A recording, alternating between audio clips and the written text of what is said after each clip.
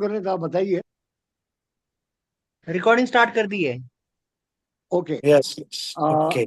बलवीर जी नमस्कार, पदम जी नमस्कार। आ, नमस्कार नमस्कार। राधा स्वामी आ, जी नमस्कार। स्वामी राधा स्वामी। नमस्कार। आ, तो ये हम रिकॉर्डिंग कर रहे हैं परम दयाल जी बाबा फकीर के साथ का जो एक दृष्टांत है। इनकी माता जी जो है वो गई, उनका दर्शन करने के बाद जो जो घटनाएं घटी वो अद्भुत हैं, अचरज और अभूतपूर्व हैं। तो बलवीर जी आप प्लीज जरा उनके बारे में बताइए। मेरे फादर है वहाँ आर्मी में थे, जलंधर। जी। जी, जलंधर आर्मी में थे, तो उसी दौरान फादर काफी टाइम से मदर को लिए हुए घूम रहे थे। इधर कुछ तकलीफ हो गई थी मदर के, वो समझ में नहीं आ रहा था डॉक्टरों के। तो अचानक क्या है कि लालचंद जी महाराज, जो कैप्टन लालचंद जी थे, जो राजस्थान के आचार्य भी थे, और परमदयाल जी महाराज जी ने उनको आचार्य घोषित किया हुआ था, तो वो मिल गए अचानक वहां। तो राजस्थानी वेशभूषा पहने हुई थी मदर और दादी जी। तो लालचंद जी ने पूछा कि आप कहाँ से आए हो, तो बोला हम राजस्थान से हैं, वहां से हैं। तो बोले क्या प्रॉब्लम है आपके। तो कहे ये ऐसे ऐसे बहू है, इसकी तबीयत सही नहीं हो रही है, डॉक्टरों को इलाज समझ में नहीं आ रहा है, मिलिट्री हॉस्पिटल में जितने भी डॉक्टर है सबको दिखा दिया, आराम नहीं आ रहा है, डॉक्टरों को पता नहीं लग रहा तकलीफ क्या है। तो लालचंद जी महाराज समझ गए, या कुछ परमदयाल जी की दया हुई, उनकी आकर्षणा ऐसी बड़ी कि वहां जाना पड़ा। और लाल महाराज, कोई नहीं, ये तो छोटी सी बात है, आप संडे के दिन, इतवार के दिन रामा मंडी आ जाना, और वहां से अपन मानव मंदिर होशियारपुर चलेंगे। तो माता जी दादी जी है वो बिल्कुल तैयार हो गए, बोले आज तो अपने को वो मिले हैं बाबोसा, कैप्टन साहब को उन्होंने बाबोसा कहने लगे, बोला बाबोसा मिले हैं, तो अपन चलते हैं रामा मंडी, और फिर वहाँ मानव मंदिर वो लेके जाएंगे। तो पापा भी उस दिन छुट्टी पे, उन्होंने छुट्टी रख ली और बोला चलो आज चलते हैं वहाँ। तो ये रामा मंडी पहुंचे, वहां से बसें मिलती थी और मानव मंदिर पहुंच गए। मानव मंदिर ये सुबह पहुंचे करीब 7:30 के आसपास, मॉर्निंग में। तो परमदयाल जी महाराज समाधि में विराजे थे। तो माता जी ने देखा कि महाराज जी तो अंधे हैं, उनकी पलकें ऊपर थी, वाइट हो रखी थी। तो मदर ने बोला कि ये तो अंधे हैं, लेकिन कोई बात नहीं, अपन अरदास करेंगे, बाबा जी के द्वार पे आए हैं। तो लालचंद जी महाराज ने सबको इशारा किया अंगुली से कि भाई सब साइलेंट बोलना, अभी कुछ नहीं, अभी बैठ जाओ, और अपनी अपनी चादर निकालो, ओढ़ो और बैठ जाओ। जैसे सभी लोग बैठे हैं वहां पे साइलेंट। तो जैसे ही 8:15 एकदम, और परमदयाल जी महाराज की समाधि में से निकले महाराज जी और बोले, ये मानव मंदिर में 3 नए आदमी कौन आए हैं। तो लालचंद जी महाराज ने एकदम से ऊपर हाथ किया, महाराज जी मेरे नाल आए हैं। तो बोला लालचंद के नाल आए हैं कि हाँ। तो कैसे हैं कि महाराज जी इस गुड्डी को बहुत तकलीफ है, पता नहीं क्या हुआ, डॉक्टरों को इलाज समझ में नहीं आ रहा है, और हम लिए लिए इनको घूम रहे हैं, और ये मेरे को मिल गए, भोले वाले हैं और राजस्थान से आए हुए हैं, इनका लड़का यहाँ आर्मी में है, जनरल का ड्राइवर है। तो बोला बहुत अच्छी बात है। तो बोला गुड्डी आना, क्या तकलीफ है। बोला महाराज जी यहाँ पीठ में दर्द बहुत रहता है, कोई डॉक्टर बोल रहा है पानी है पीठ में, कोई बोल रहा है क्या है, कोई बोल रहा है क्या है। तो 2 थप्पी लगाई परमदयाल जी महाराज ने पीठ पे, और बोला ये ले, ठीक हो जाएगी।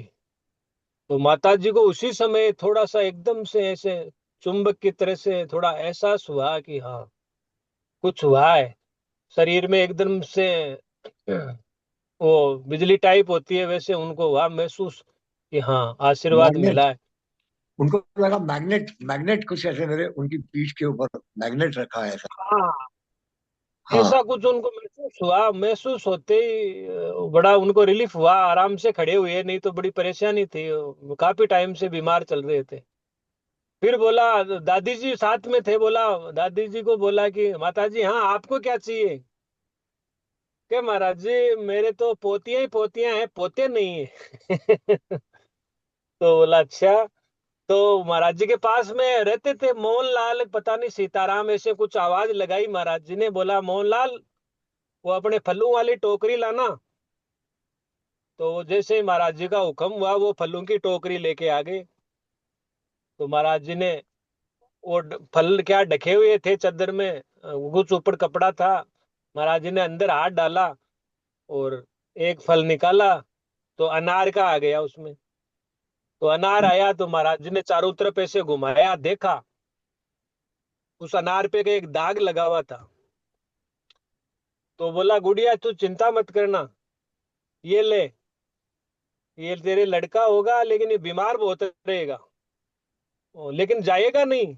ये याद रखना, ये विश्वास रखना, तू सतगुरु पे विश्वास है ना, तो ये जाएगा नहीं, बीमार बहुत रहेगा और 1.25 साल तक ज्यादा रहेगा, 1.25 साल के बाद में ठीक है। क्योंकि वो दाग था ना उसमें, तो उनकी मर्जी थी। तो मैं 9 महीने बाद में हो गया, जन्म हो गया मेरा। और मा, माता जी ने तुरंत बोल दिया घर वालों को, बोला आप हाँ एक लेटर लिखो और मानव मंदिर लेटर लिखो महाराज जी को, बोला लड़के का जन्म हुआ है महाराज जी, इसका नाम क्या निकाले। हाँ तो महाराज जी के जैसे ही लेटर, वहां से पहले पोस्ट कार्ड चलते थे, वो पोस्ट कार्ड जैसे ही गया और महाराज जी ने तुरंत रिप्लाई वहां से अपने हाथों से लिखा, ल- लड़के का नाम बलवीर सिंह रखता हूँ और जब तक आपकी नौकरी चलती है चलावे, और मेरा आपके साथ में आशीर्वाद है, आपका परम दयाल। वो लिख के और लेटर आ गया। जैसे ही 8-9 दिन होते हैं, 8-9 दिन पे जैसे मेरा स्नान का टाइम आया, उस दिन लेटर आ गया। अब वो ब्राह्मण लोग आए थे नामांकन करने वाले, बोला वृष राशि है जी, वृष राशि है। बोला हमारे तो आ गए पंडित जी से पहले लेटर, लेकिन पंडित जी फिर भी आप भी बता दो क्या नाम रखे। बोला जी वृष राशि पे कोई भी रख दो आप। परमदयाल जी महाराज ने तो पता नहीं कौन सी राशि देखी कि नहीं देखी, वो तुरंत ही वहां से लेटर आया और वही वृष राशि पे था। तो मेरा नामांकन हो गया और सब बोलने लगे उस नाम से। अब क्या हुआ कि जो माताजी को अनार दिया था, वो माताजी ने क्या है कि बड़े सोच समझ के और किस तरीके से उस प्रसाद को थोड़ा संभाल के रख लिया, थोड़ा बचा के रख लिया अनार को, पूरा हम्म अनार नहीं खाया।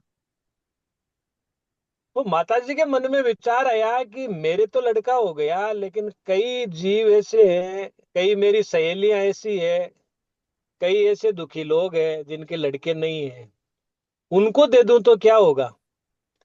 तो माताजी ने क्या किया, फिर गए तो वहां पे 2-4 दे दिए, यहाँ ससुराल में रहे तो यहाँ पे 2-4 दे दिए, और पता नहीं वहां बाहर दिए होंगे, उनका तो उनको याद नहीं। लेकिन जिन जिन को जो क्लोजेस्ट हैं उनको दिए, तो सभी के लड़के हो गए 9 महीने में। और अनार के सब दाने दिए सब दाने दिए। सबको, बोला अनार के ये दाने। दाना, ये दाना ले लो और आप ये गुरु जी का ध्यान करना और आपके लड़का होगा। तो उनके सबके लड़के हुए,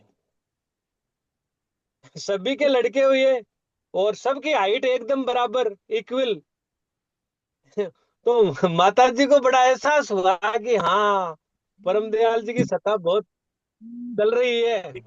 सबको आज सबके लड़के हो गए, वो आज भी मौजूद है, सब अलग अलग तरीके से अपने अपने काम कर रहे हैं। फिर माता जी ने क्या किया कि थोड़ा सा डिस्टेंस हो गया, करीब महीना भर के बाद में या 2-4 महीने बाद में, बोला नहीं अब मानव मंदिर चलना है अपने को। तो मानव मंदिर वहां पहुंच गए, पहुंचे और महाराज जी के टोक वगैरह लगाई। महाराज जी ने बोला अच्छा, तो महाराज जी आशीर्वाद से आपके लड़का, तो उसी दिन मेरा वहां चलना सीखा मैंने, जब तक मैं घुटनों के बल चलता था, और उस दिन वहां पे खड़ा होना सीख गया। फकीर चंद जी महाराज की जो लाइब्रेरी थी उसमें मैं खड़ा हो गया, खड़ा होने के बाद में मैं चलने लगा। तो सभी ने बोला अरे अरे ये तो चलने लग गया मुंडा। तो वहां पे मेरा मेरे कदम उठने लग गए और आशीर्वाद मिला वहां से। अब उसके बाद में जैसे ही परमदयाल जी महाराज के पास में पहुंचे, तो परमदयाल जी महाराज ने बोला, अच्छा गुड्डी, मैं तेरे मन की जान गया बात। बोला, हाँ महाराज जी के, तूने सोचा एक आंख को क्या तो बंद करे क्या खोले, एक लड़का और चाहिए तेरे को। तो क्या हुआ कि, मोहनलाल, वो भाई टोकरी फिर लेके आना। अब वो मोहन फिर फलों की टोकरी लेके पहुंच गए। अब की बार हाथ डाला महाराज जी ने, तो आम आ गया उसमें। आम आया, वो चारों तरफ से घुमाया, देखा, बोला बहुत लड़का स्वस्थ होगा, तंदुरुस्त होगा, बुद्धिमान होगा, बहुत ही अच्छा रहेगा, होनेस्ट रहेगा। हम्म, तो ये ले गुड्डी, राजस्थान वाली, ये ले भाई एक और ले जा। तो फिर ये छोटा जो ब्रदर है पदम सिंह, हम्म, जो अभी शिक्षक लगा हुआ है, इसका जन्म हो गया। और हम्म, वैसे के वैसे के जितने वचन थे, बिल्कुल स्वस्थ रहा। और जिस स्कूल में पढ़ा, उसमें सब में मेरिट आई, सब में टॉप रहा। और जहां भी पढ़ता है, उस हिसाब से सभी जगह टॉपेस्ट रहा। इनका आशीर्वाद इतना लंबा चलता रहा, और आज भी हम्म, चल रहा है। तो ये दोनों दोनों भाइयों का हमारे ऐसे फिर, अच्छा महाराज जी ने फिर यहाँ से लेटर डाला, और तुरंत 7वें दिन लेटर आ गया वापस, कि लड़के का हम्म, नाम पदम सिंह रखता हूँ, और हम्म, मेरा आशीर्वाद आपके साथ रहेगा। तो हम्म, दोनों के नामांकन महाराज जी के द्वारा ही किए हुए हैं। हम्म, फिर क्या हुआ कि माता जी गई अपने पियर, मेरे ननियाल। हम्म, तो ननियाल में क्या है कि मेरे कोई कजन मौसी है, जो मदर के हम्म, चाचा जी की लड़की थी। उसके हम्म, बहुत दिनों से चर्म रोग, ऐसा भयंकर चर्म रोग हो रखा था, डॉक्टरों के समझ में नहीं आ रहा था। अजमेर, जोधपुर सभी सिटियों में दिखा दिया, कोई समझ में नहीं आ रहा। तो वो जो मदर की चाची थी, मेरी नानी, उसने बोला, भाई भंवर भाई, इसको कहीं कोई नदी में धक्का मार देना, और नहीं तो कहीं ले जाए इसको।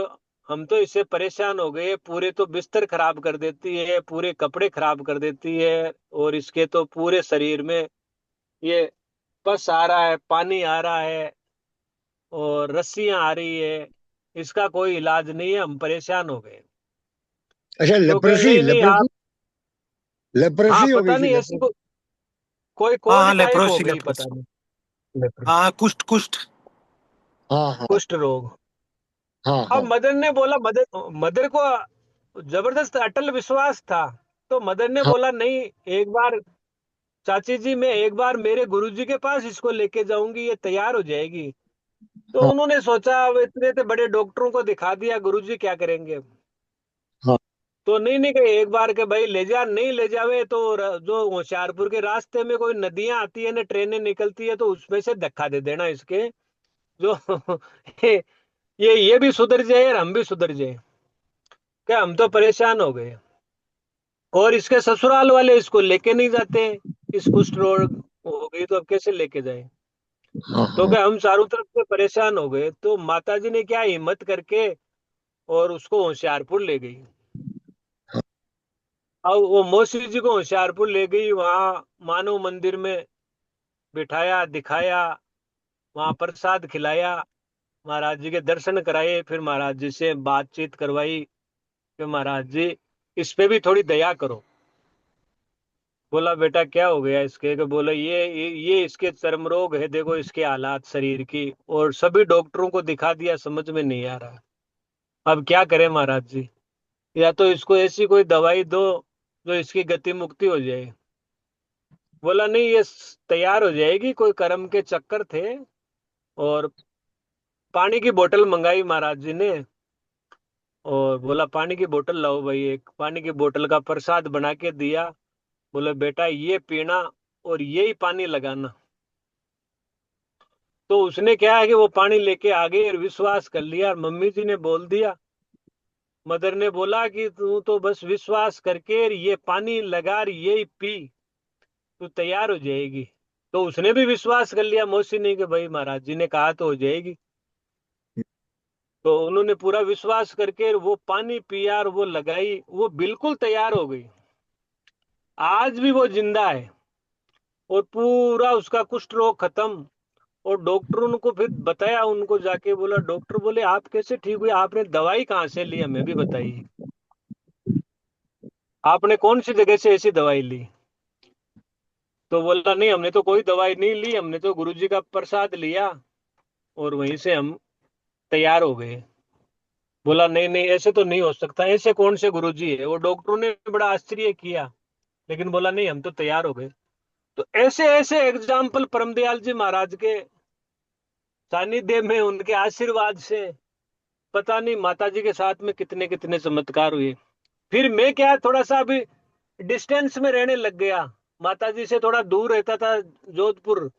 तो ये छोटे वाला ब्रोदर है पदम सिंह, ये फिर उनके सानिध्य में खूब रहा 20 साल तक। तो नहीं, इन लेकिन इसी को भी खूब बातें। बलवीर जी, आपका वो जी। जो घटना घटी ना कि भाई सबने कहा कि भाई आप मर गए अभी, तो माँ ने कहा कि नहीं नहीं, ये बाबा ने कहा है कि मरेगा नहीं ये, तो आप फिर से जिंदा हो गए, ऐसा हुआ? हाँ, बिल्कुल बिल्कुल, वो जन्म के समय में घटना थी। हाँ, वो क्या है कि जैसे ही मेरा जन्म हुआ, जन्म होने के दौरान ही वो ऐसी कोई चीज आई जो अ, वो तो क्या है कि छोटे बच्चों को उसमें रिस्क ही होती है। किसी लेडीज के साथ ऐसी चीज आ गई कि वो मेरे को ले जाने लग गई। तो जैसे ही वो लेडीज आई घर में, मेरा जन्म ही हुआ था 24 घंटे बाद में, जैसे ही वो लेडीज आई और मदर की, हाँ, और हम दोनों बेहोश हो गए, मदर और मैं दोनों बेहोश, और जीभ चिपक गई। तो थोड़ी देर बाद में क्या होता है कि मदर को एकदम दर्शाव होता है, जैसे समाधि में गई हुई है, वैसे मदर सो रही थी, मेरी जीभ चिपक गई। बोला ये तो गया। तो उधर से क्या, परमदयाल जी महाराज एक बहुत बड़ी आग का गोला लेके, और जैसे वो दीपक जलाते हैं, बड़ा दीपक था, बहुत बड़ा, बता रही थी मदर कि बहुत बड़ा दीपक था, उस पे खूब बड़ी आग जल रही थी, जैसे कोई धूप किया हुआ है बड़ा। और उस धूप से खूब हमारे ऊपर घुमाया, मेरे ऊपर घुमाया, मदर पे घुमाया, और खूब फूंके मारी, और बोला ये जो लेडीज है ना इस नाम की, ये हाँ, नंदू नाम की लेडीज है, इसको बाहर रखो 9 दिन तक, जब तक तुम्हारा स्नान नहीं हो जाए, जब तक इसको प्रवेश मत होने देना। बेटा कोई बात नहीं है, तुम तैयार हो जाएगी, इसको बाहर रखो। तो माता जी को होश आ गया तुरंत। होश आते ही उन्होंने बता दिया दादी जी को और सबको।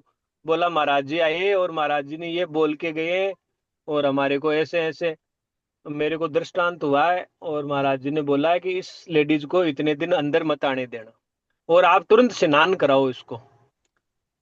तो फिर क्या है कि मेरा स्नान नान हुआ और सारा कार्यक्रम हो गया। होने के बाद में वो मेरे को सब छीनने लग गए, बोला नहीं ये तो खत्म हो गया, दे दो दे दो दे दो। माता जी छोड़ नहीं रही थी मेरे को, बोला नहीं, परमदयाल जी महाराज का बोला हुआ है, ये जाएगा कहीं नहीं। अरे क्या तेरे परमदयाल जी कौन से हैं ऐसे, ये तो गया। अब कोई मरा हुआ जिंदा होता है क्या। ला ला मेरे को दे, मेरे को दादाजी के छोटे भाई थे, वो तो छीनने लग गए। बोला नहीं नहीं, छोड़ दे अब इसको, ये तो गया।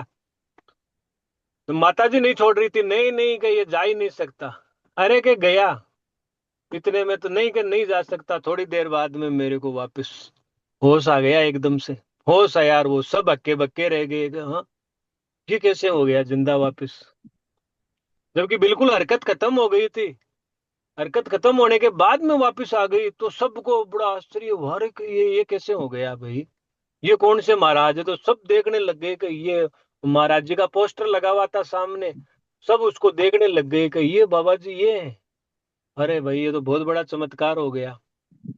सभी ने एकदम से दर्शन किए परमदयाल जी महाराज के, और बोला हाँ है भाई, तेरे गुरु जी में ताकत है। सबने माता जी को बोला, और तुरंत हमारा स्नान नान करा के और हमारे को फ्री कर दिया। फ्री करने के बाद में माता जी होशियारपुर मेरे को लेके गई। फिर ये पदम सिंह वाला प्रसाद मिला, और फिर हम्म, इसका जन्म हुआ। ऐसे ऐसे हम्म। फिर वो जुड़ी रही लाइफ टाइम तक, मानव मंदिर से खूब जुड़ी रही और खूब काम किए। फिर पदम सिंह के पास में वो काफी टाइम तक रही, तो इसको कुछ बताया होगा। तो पदम सिंह भाई, कोई माता जी ने अलग और कुछ बताया हो तो बताना भाई साहब को। हाँ, पदम जी, जरा प्लीज आप शेयर कीजिए, क्या और कुछ जो अनुभव है ना बेटा। हाँ जी, हाँ जी, हाँ जी, मैं कंटिन्यू करता हूँ। हाँ मेरे दादाजी और दादी साहब दोनों की डेथ जो है वो 28 दिन के अंतराल में हुई थी। 28 दिन के अंतराल में उनकी डेथ हो गई। और मेरे जो दादी जी थे वो इतने बड़े परम भक्त थे बाबा जी के कि उनको होने वाली चीजों का भी पता लग जाता था। तो वो जब अपने उनकी जब मृत्यु नजदीक आई तो उन्होंने मेरी मम्मी को कहा कि मैं जो है वो मेरे पीहर में जाके मरूंगी। पहली बात, हाँ मैं आज जा रही हूं और अगले दिन यानी अगले से अगले दिन नेक्स्ट टू टुमारो में मर जाऊंगी। मुझे बाबा जी ने आके बोल दिया है। अरे बाप रे। हाँ हाँ मुझे बाबा जी ने आके बोल दिया है कि मैं अगले दिन मर जाऊंगी, लेकिन मैं ससुराल में नहीं मरना चाहती, मैं मेरे पीहर में जाके मरूंगी। और मेरे पिताजी एक ही थे मेरे दादी जी के। तो उन्होंने ये कहा कि मेरे बच्चे को मत कहना, अभी वो आर्मी में, उस समय पापा नागालैंड थे, उस समय शायद ये बांग्लादेश वाला वार चल रहा था, कुछ ऐसा था। हाँ हाँ तो उन्होंने कहा कि मेरे बच्चे को मत कहना और उसको रुलाना भी मत, वो बोला है सीधा है, लेकिन मेरे को मरना है, बाबा जी ने मुझे बोल दिया है। और मेरा लाल ड्रेस दो मुझे, मैं लाल कपड़ा पहन के ही मरूंगी। अब वो वहां से चले गए सीधे अपने पियर मेरे दादी जी। और वहां हाँ जाके अपने भाई भतीजों को बता दिया कि मुझे कल मरना है। अब सब मजाक समझ रहे हैं कि ऐसा कोई होता है क्या, कि नहीं, मेरे बाबा जी ने हाँ बोल दिया, परम दयाल जी आ गए, उन्होंने बोल दिया कि मुझे मरना है। और अपने खेत में जाकर के जो वृक्ष होता है सूखा हुआ, वो भी बता दिया कि इस पेड़ से मुझे जलाना है। अब सब लोग इस चीज को तो मजाक ही समझेंगे कि ऐसा कोई होता है क्या। हाँ और जैसे जैसे नेक्स्ट डे हुआ, उन्होंने कहा मुझे, मैं स्नान करूंगी और मुझे अब नीचे बैठा दो आंगन में। और सबको आशीर्वाद दे दिया और बोले कि ये आ गए बाबा जी, और इसी के साथ उनके प्राण निकल गए। ऐसा हुआ। अरे बाप रे। उसके बाद मेरे दादाजी खत्म हुए 28 दिन बाद। हाँ तो हमारे क्या होता है कि राजस्थान में मौसर करना पड़ता है आफ्टर डेथ, 12 दिन के बाद। हाँ हाँ उसमें जितने भी आपकी जाति बिरादरी के लोग हैं उनको खाना खिलाना पड़ता है। और वो हाँ बहुत हाँ वो बहुत महंगा भी पड़ता था, बहुत एक्सपेंसिव होता था, बहुत ज्यादा कर्ज हो जाता था लोगों पे। तो हाँ हमारे आसपास के 5 गांव जो हैं वो उस समय भोज, प्रीति भोज मान लो या जीवन करने आते थे। हाँ हाँ अब वो मदर जो है वो घबरा गई कि अभी तो सास खत्म हुई है और अभी ससुर जी हो गए, इतना खर्चा कहाँ से आएगा। पहले अब तो ये बात जो है वो 81 की है। तो उस हाँ समय हाँ इतना कमाई का सिस्टम था नहीं, पिताजी एक ही थे, आर्मी में थे, आर्मी में तो लिमिटेड कमाई होती है। हाँ अब देखो क्या होता है, मदर इस बात को लेके चिंता कर लेती है कि अब कैसे होगा ये सब। हाँ तभी जैसे वो बेहोशी की हालत में जाते हैं, तो हमारे घर के वो जहाँ मदर सो रही थी वहां पर सामने एक जगह बनी हुई है, वहां बाबा जी का चेहरा आया दाढ़ी सहित।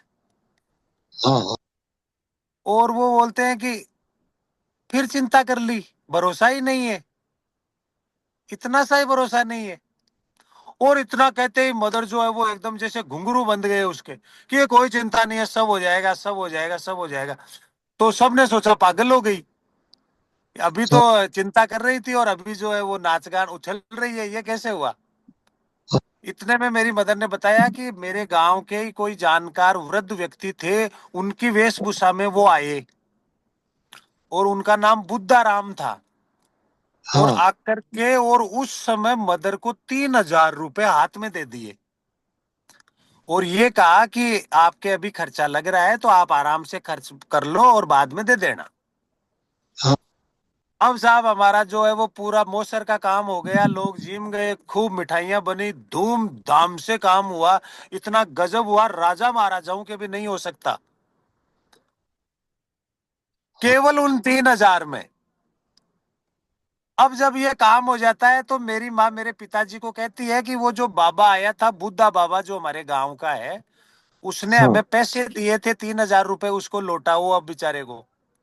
हाँ अब पिताजी जो है वो वहां उसके घर गए और उसको बोला कि बुद्धा बाबा, आपने जो पैसे दिए थे वो मेरी वाइफ के पास पड़े हैं, आप जाकर के ले आओ। अब बुद्धा बाबा बोलता है कि मैंने तो आपको कोई पैसे दिए ही नहीं।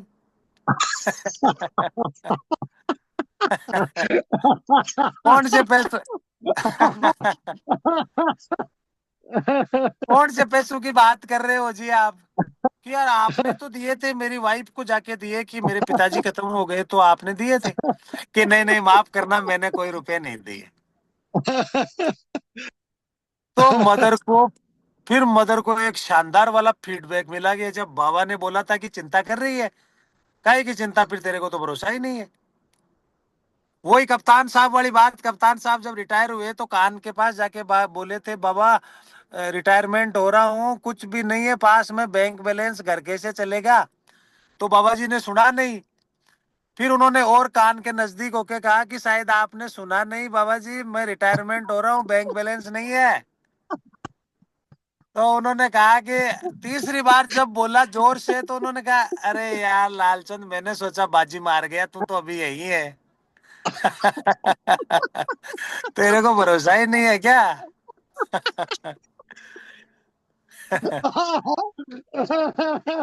ये लालचंद जी महाराज बोला करते थे, शायद आपने तो, आपको तो पता होगा, उन्होंने हाँ बोला बेटा, हाँ। था। तो ये एक किस्सा हुआ।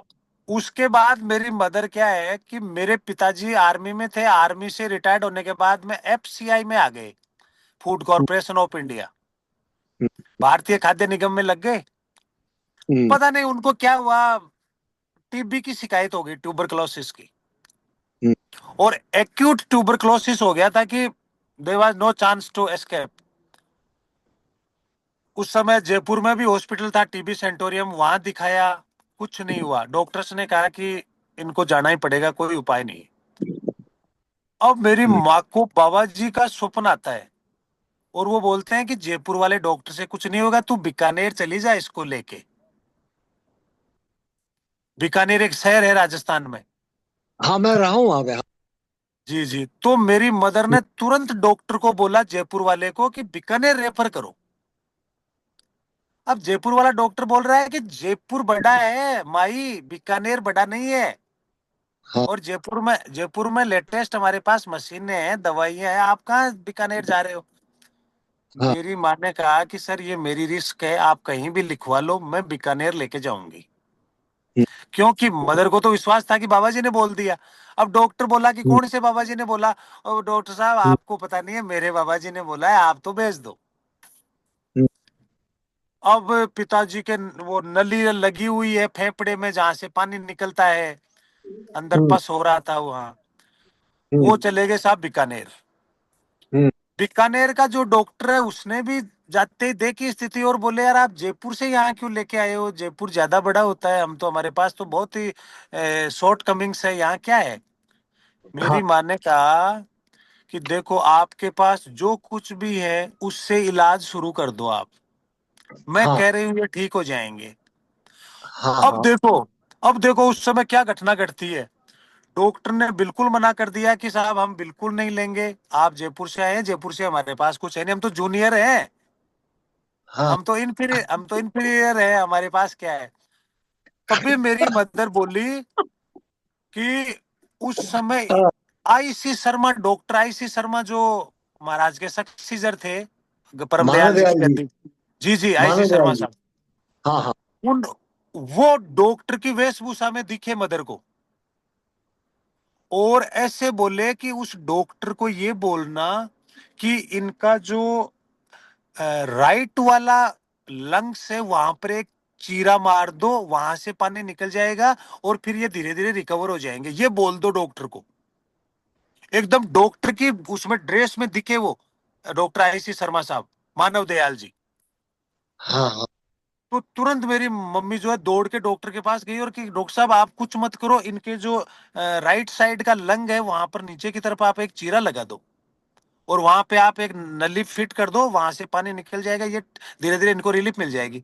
तो डॉक्टर बोला कि आप कोई पढ़े लिखे हैं क्या? आप कोई एमबीबीएस हैं या एमएस है? आप एक गांव देहात की औरत है, आप कैसी बातें कर रही है?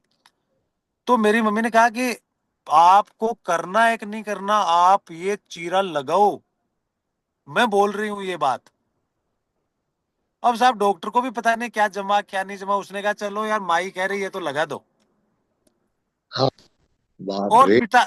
पिताजी को ऐसे लग रहा था कि अगले ही क्षण चले जाएंगे, ऐसे लग रहा था कि next moment they will pass away. हाँ, लेकिन ऐसा हुआ कि डॉक्टर ने चीरा लगाया, और चीरा हाँ, लगाते 3 बोतल पानी की निकली उनके उस लंग्स में से।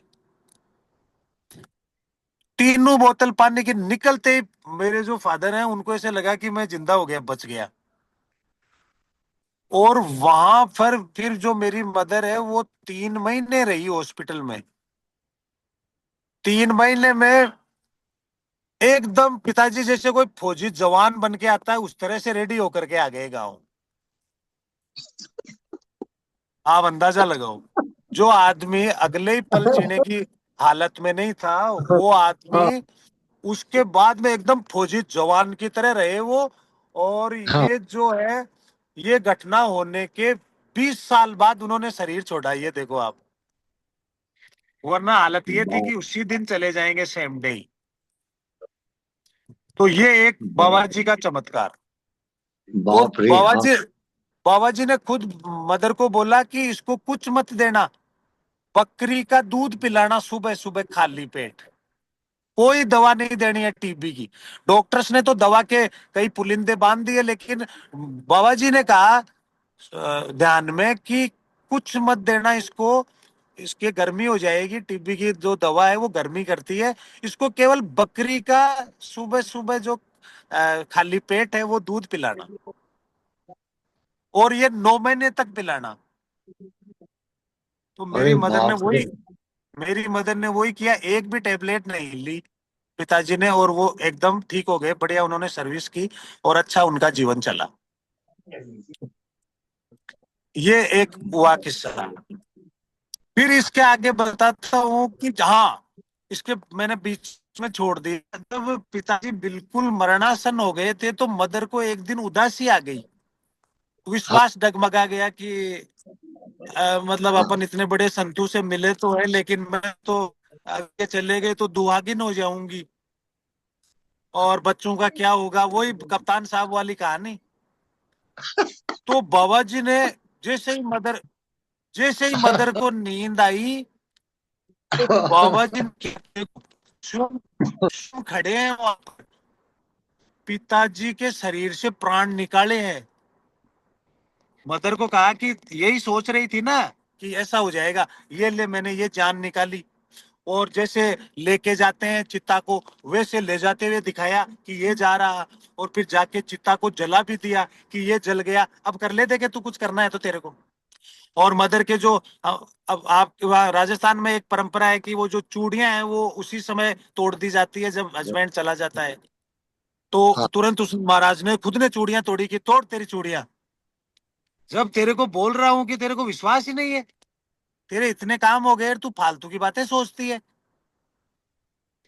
और वैसा मदर ने को जैसे ही वो सब दिखा, और तुरंत उन्होंने पॉजिटिव वाइब्स ली कि अरे अरे मैं कहाँ चली गई। बाबा जी जब मैं इतना उनका सानिध्य रख रही हूँ, वो मेरे लिए परम पिता परमेश्वर है, और मैं इस तरह की नेगेटिव बातें सोच रही हूँ। तुरंत उन्होंने वो विचार निकाला और एकदम पॉजिटिव हो गए कि कुछ नहीं होना। और उसके बाद पिताजी जो है वो रोज दिन प्रतिदिन सही होते गए, उनको कोई परेशानी नहीं हुई। ये मुझे मदर ने बताया।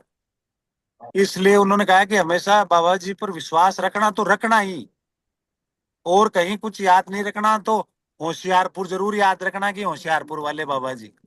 बस इतना ही अगर किसी तकलीफ में बोल दोगे बेटे तो वो उतना ही पर्याप्त है।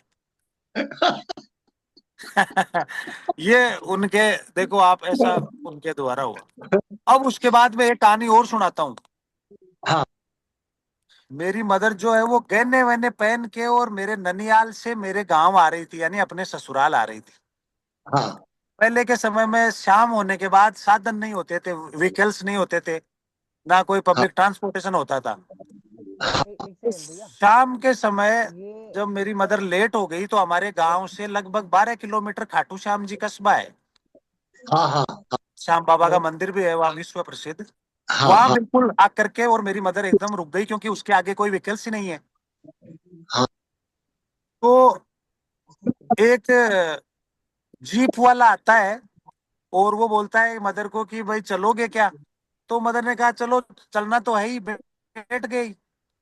हाँ और पास हमारे गांव के पास में 3-4 किलोमीटर उस जीप वाले ने मदर को उतार दिया कि अब माता जी मैं तो आगे जाऊंगा नहीं, आप यहाँ उतर जाओ।